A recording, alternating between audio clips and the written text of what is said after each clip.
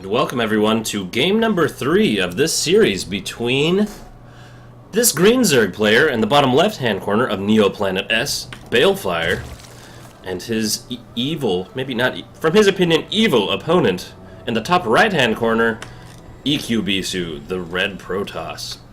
Of course, I mean that in no disrespect. I just think warring countries probably, or races in this case, probably always think that the opponent's evil, although that might not be true for Zerg, but maybe the Overmind or Kerrigan do think that. Regardless, we are on Neoplanet S. It's got an awesome wintry tile set, some cool physics on the ground. When things die, they slide on the ice. The other big thing to point out, there's no direct attack path. There's 2 equal length attack paths around the outside, and that can lead for hilarious base races. There's also a really easy to defend natural, but once again, the third base is so far away that it's hard to hold. So you'd a lot of times see 2-base aggression, because that's what you have to easily work with. And it looks like instead, so Balefire, it looks like he's going to do something that his opponent did to him. Does he see it? He did see the spawning pool. This should be an easy peasy hold. So he went for the 9 pool. The 9 pool got scouted. It looks like Balefire is wanting to punish EQBisu a little bit for going for such an aggressive game there in game number 3. But now, with the Forge Expand, look at the flexibility that the Forge Expand has. It's generally considered a Forge Fast Expand, but if you do early scouting, as what happened, you have the ability to throw down a gateway or additional units to, or buildings to block off the ramp. And now he's going to throw down a cannon, and he's going to be perfectly fine. And now his opponent is going to be very much behind in terms of economy. 9 workers to 15. This might not end well. We also have a probe snuck out on the field. This is a big deal. Whenever you're playing Protoss, make sure you keep track of where the probes are. I would actually go for the pylon. Go for the pylon. No one cares about the gateway. Go for the pylon. Go for the pylon. Go for the pylon. It looks like he's going to be able to make his way through this, but the cannon here should leave him trying to micro those. Yeah, noticing he's not going to be able to make his way in. If you went for the pylon, you would have already been in. This would still be here. You would have had to chew through that, but nothing would have been shooting at you. Ah, that's painful. Units 11 to 17. Additional drones. Another pylon going down to reinforce things. Looks like we're going to have a cyber core going down. There is no gas down. That's a little bit unfortunate. He's going to try to make his way through. Can he do it? I think he's going to make his way through. I think he's going to lose enough Zerglings, though. That is not really going to be worth it. There, he made it all the way in with 3 Zerglings. Excellent. Going to try to make his way up the ramp. He will make his way up the ramp. Did not get the wall off done in time. He's going to pick off a few units, but there's no more Lings in production here. There's not really an option to do this. So he did make his way in, and with proper mineral walking micro, he should be able to pretty much take care of these Zerglings without too much of a problem. He's going to get the surround. These Zerglings are gone. They did not even lose a single probe there. Units lost. We have 3 units lost. 2 workers killed. Woo! Made it in. So this is what I'm talking about. The early scouting, really important for these kind of cheesy openings. And I think, actually, EQBisu, you handled it really well. But I think Balefire, you would have done much better. There's only 400 hit points in this, and there's 1,500 in a gateway. Or no, sorry, 1,000 in a gateway. So clearly this would have gone down faster, and then you would have had to only make it where this. This would have been depowered, because this was not up yet, and then you could have been in here causing a lot more mayhem.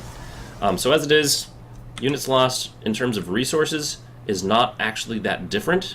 In fact, Balefire is technically a little bit ahead, but the problem is the worker count. He's still behind at the worker count, and he's down in tech. So that's a problem. There's no Rotorn. It's now, okay, now the Rotorn is on its way.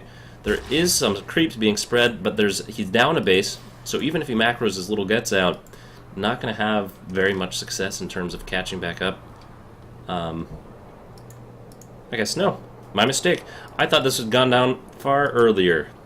I misread things. So Balefire isn't in as bad a position as I was originally thinking. He's now up to 20 workers again. There really is no way for EQBisu to be aggressive at this point in time, so I think it would be really appropriate for Balefire to go ahead and take more bases. He's going to see this. He should go ahead and take that out. Was speed researched? Nope. He's been gathering gas for something else altogether. Yeah, get it. Get it. Good job. The queen gets the kill, unfortunately for the Lings. They're not going to receive any recognition for that. Another queen on its way. I really think that he needs to take another base here, like immediately. EQBisu going for very quick tech. He's got 2 gates and going straight for the cybernetics core, or the robotics facility. And it looks like this could be very similar to game number 1. He is now chrono boosting out probes. He is still ahead in the worker count. These slow Lings gonna come in, just send in 1, so you only lose 25 minerals, or just park them outside. An excellent way to keep your opponent a little bit worried about things. No, you're just gonna lose 2 Zerglings, but it also does give you a little bit of extra information. Lets you know when your opponent's gonna be moving out. And it actually is super useful. Kind of a weird placement on that particular unit.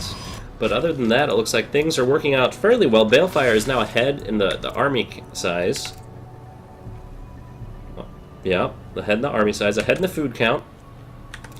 Units, he's still behind in the worker count. Although he's going to be catching up at this exact moment. Look at that. 32, 36, 34. Okay, so starting to do that, but he really needs to throw down this other base so he can stay ahead in terms of economy and production. Because remember, staying even with your opponent in army supply is not good when you're Zerg if they are non-Zerg opponents. Some Immortals being stacked. You'd have a lot more money if you canceled this and then used it right when it was done, but that's a macro thing. We're not worrying about that right now. Right now we're worried about awesome Starcraft. 2 gates. Missed up here, only 2 workers on gas. 2 gates is low. He's starting to stockpile some money. Needs to get some additional production structures to be able to spend that all.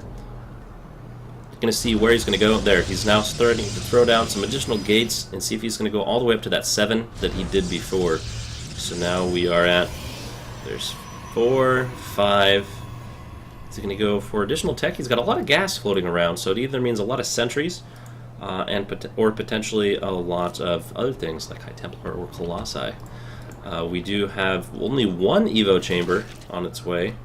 Nope, a second one on its way. No. Speed is almost done. And there's an Evo chamber. So we're good. We got it. Got it figured out. There is the 3rd base.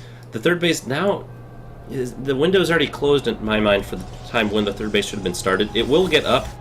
I just don't know if you'll be able to get any advantage from that choice at this point in the game, as now the army from EQBisu is going to really start ramping up in terms of value, and he's going to be moving out across the map here pretty soon. So you could use that extra few minutes, the 3 or 4 minutes that you had to build this expansion earlier, and get some additional economy out of it, and then when they come, you have a lot more larva and economy to work with.